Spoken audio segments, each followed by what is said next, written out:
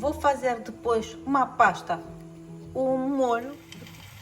Estou a cozinhar a linhaça que está moída, como aipo e como molho de pimenta. Vou ver quando começa um bocadinho a se separar de panela, porque vou incorporar depois flocos de aveia, vou colocar nesta composição e vou fazer como se fosse uma tortilha para poder amanhã trazer encaminhada.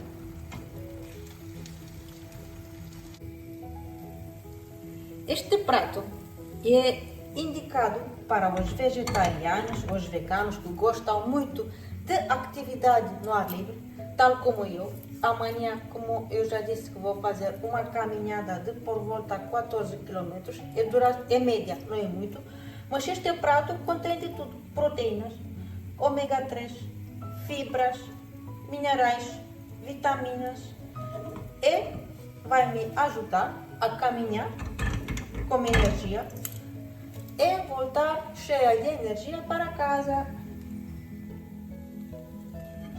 Agora eu vou voltar mais uma vez, retornar o prato. É a minha atividade favorita. Epa! A vida é bela. Um momentinho. Vou recentrar a tarta. E depois vou fazer cozinhar do outro lado. Assim. Agora vou colocar, vou apagar o lume, vou colocar o meu prato. E amanhã vou cortar em pedaços.